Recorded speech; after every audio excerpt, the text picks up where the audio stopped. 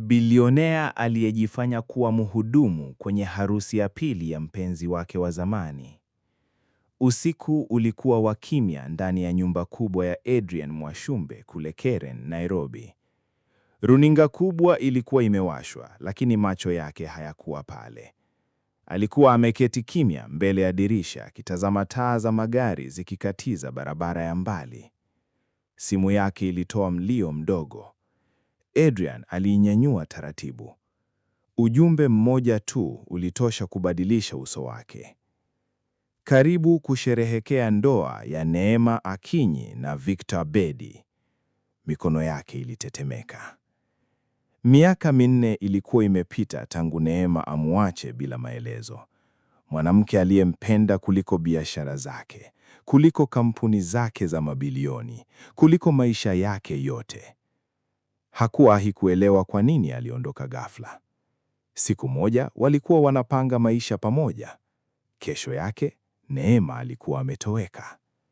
Hakujibu simu, hakutuma ujumbe, hakurudi tena. Kelvin, rafiki yake wa karibu, aliingia akiwa ameshika faili kadhaa za biashara. Adrian, wawekezaji wa Dubai wanataka majibu kabla ya kesho. Adrian alimkatisha kwa sauti nzito. Neema anaolewa. Kimya kikatawala. Kelvin alipunguza mwendo. Unamaanisha Neema wako?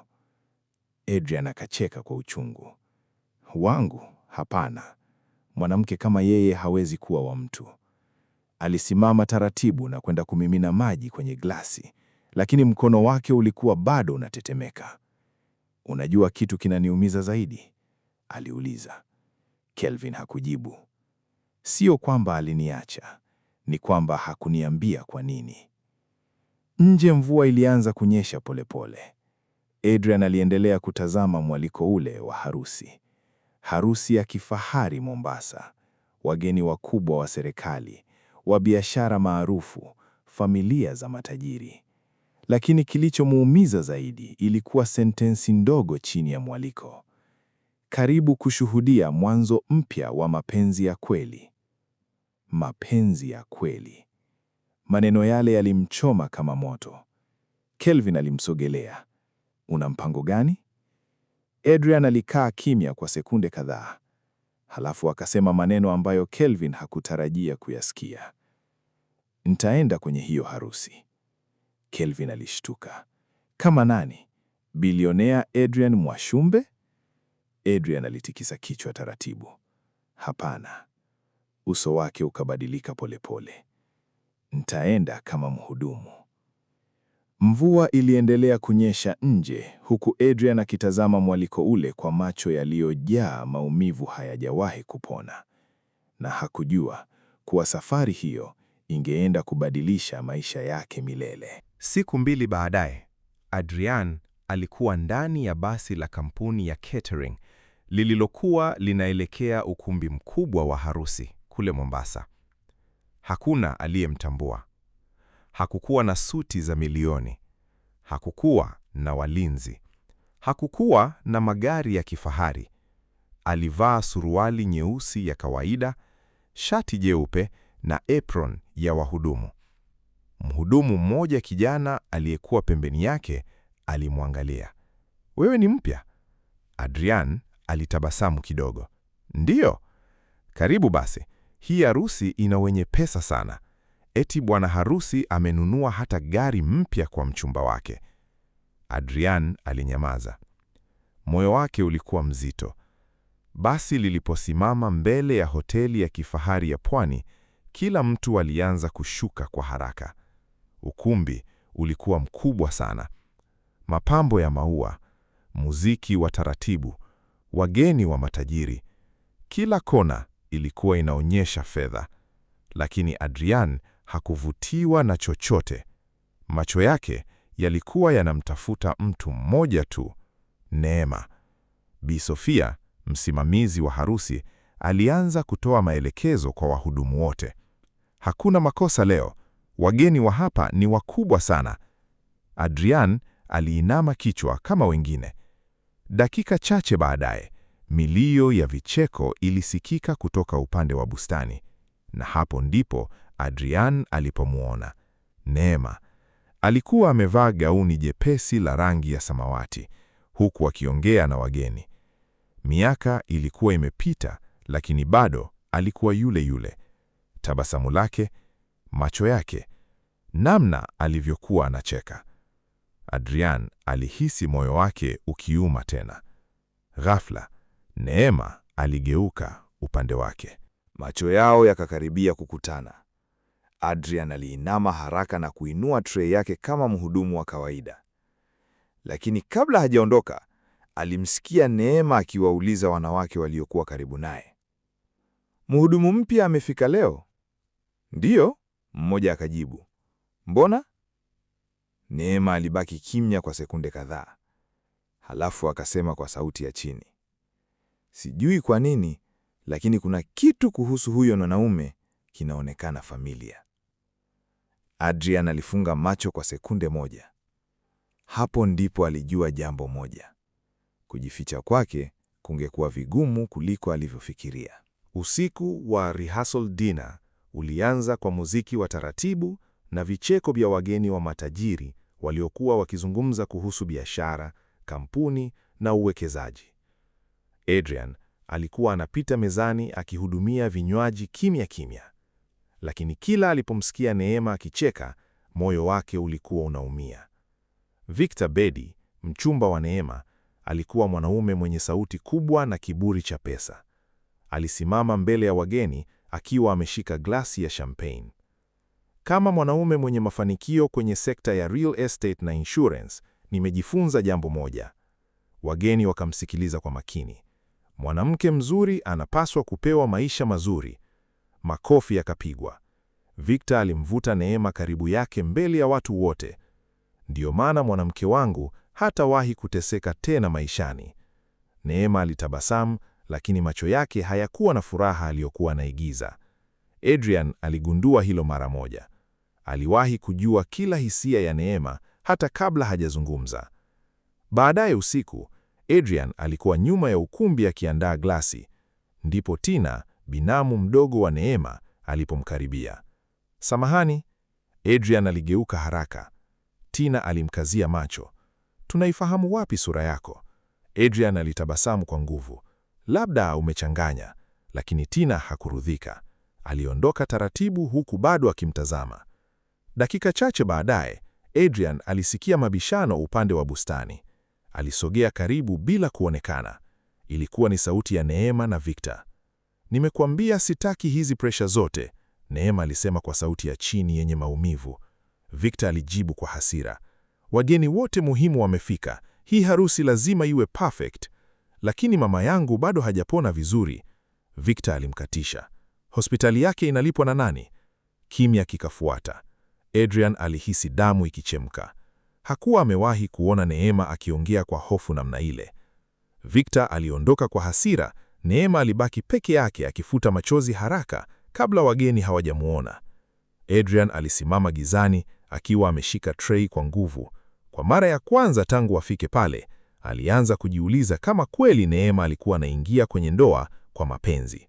Asubuhi iliyofuata, maandalizi ya harusi yalizidi kushika kasi. Wahudumu walikuwa wanakimbia kila upande, huku Bi Sofia akitoa maagizo mfululizo.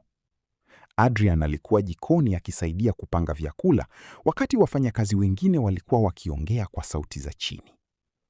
Eti, mama ya Neema alikuwa hospitalini muda mrefu sana. Nilisikia walikuwa na madeni makubwa, na huyo Victor ndiye aliwaokoa. Adrian alinyamaza, lakini masikio yake yalikuwa makini. Muda mfupi baadaye, aliitwa kupeleka chai kwenye chumba cha wazazi wa bibi harusi. Alipofika, mlango ulikuwa umefunguliwa kidogo. Mama Neema alikuwa ameketi kitandani akiongea na Pastor Ezekiel. Uso wake ulionekana mchovu. "Sikutaka Neema afanye hivi," Mama Neema alisema kwa sauti dhaifu. Pastor Ezekiel akashusha pumzi. "Lakini mlisema hamkuwa na namna nyingine." Adrian alibaki nje kimya. Mama Neema alianza kulia pole pole. Yule mtoto alimpenda Adrian kweli. Usiku wa mwisho kabla ya harusi, pwani ilikuwa tulivu huku upepo wa bahari ukivuma polepole. Neema alikuwa amesimama peke yake karibu na ukumbi akiangalia maji. Alionekana mwenye mawazo mengi. Adrian alikuwa akipita na tray ya kahawa, lakini alipomwona miguu yake ilisimama yenyewe. Kwa sekunde kadhaa walibaki kimya. Halafu Neema akasema bila kumtazama, "Unaongea kama mtu ninayemjua." Adrian hakujibu. Neema akageuka taratibu. Macho yake yakatua usoni pake vizuri kwa mara ya kwanza. "Tumewahi kukutana kweli?" Adrian alihisi moyo wake ukidunda kwa nguvu. Lakini kabla hajajibu, Victor alitokea ghafla akiwa na hasira. "Neema, wageni wanakusaka kila mahali." Neema alishtuka kidogo. Victor. Kimya kizito kilitanda nyuma ya ukumbi ule wa harusi. Neema alisimama akiwa haamini macho yake. "Adrian, ni wewe kweli?" Tina alitazama mmoja hadi mwingine kabla ya kuondoka taratibu kuwaacha peke yao. Adrian hakujua aanzie wapi. Miaka 4 ya maumivu ilisimama mbele yake kwa sura ya mwanamke aliyekuwa bado anaishi moyoni mwake. Neema alimsogelea pole pole. "Mungu wangu, mbona umefanya hivi?" Adrian akacheka kwa uchungu. "Swali zuri. Labda uniambie kwanza kwa nini ulinitoweka kama sijawahi kuwepo?" Neema alishusha macho. "Adrian." "Hapana Neema," alisema kwa sauti nzito. "Niliteseka. Nilifikiri labda nilikukosea. Nilifikiri labda pesa zilikuwa hazitoshi. Nilifikiri labda ulikuwa umepata mtu bora kunishinda."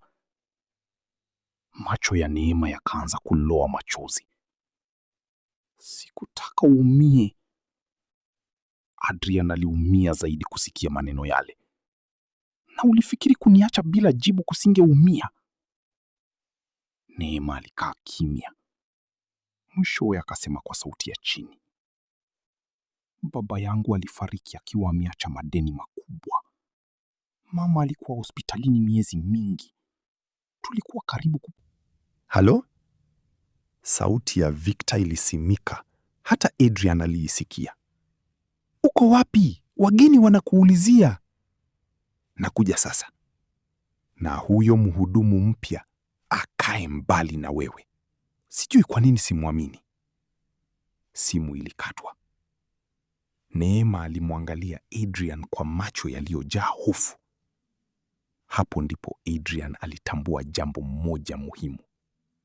Neema hakuwa anaingia kwenye ndoa hiyo kwa furaha. Alikuwa anaishi kwa hofu. Na ndani yake, hasira dhidi ya Victor ilianza kuwaka taratibu. Asubuhi ya harusi ilifika. Ukumbi mkubwa wa pwani ulijaa magari ya kifahari, viongozi, wafanyabiashara na wageni maarufu kutoka Nairobi na Mombasa. Muziki wa taratibu ulisikika huku wahudumu wakizunguka kila upande. Lakini nyuma ya tabasamu za wageni kulikuwa na siri nzito zilizokuwa karibu kufunguka. Adrian alikuwa jikoni wakati Kelvin alipofika ghafla akiwa amevaa suti nyeusi. Adrian alishtuka. "Kelvin, umefanyaje kufika hapa?" Kelvin alimpa faili moja zito. "Nimechunguza kampuni za Victor." Uso wa Adrian ukabadilika. "Na?" Kelvin aliongea kwa sauti ya chini. "Victor ana madeni makubwa sana. Kampuni yake ya real estate iko karibu kufilisika. Hii ndoa si ya mapenzi, Adrian alikunja uso. Una uhakika? Kelvin akafungua faili. Hizi ni documents za benki. Victor anataka access kwenye trust fund ya familia ya Neema na title deeds za ardhi yao Kisumu. Adrian alihisi hasira ikipanda. Kelvin akaendelea. Na kuna kitu kingine. Nini? Victor ana mpango wa kuuza nyumba ya mama Neema baada ya ndoa. Ndani ya chumba kikubwa cha wageni maalum, Victor alikuwa ameketi akiwa amemimina whisky kwenye glasi. Alipomwona Adrian akiingia, alimkazia macho kwa sekunde kadhaa.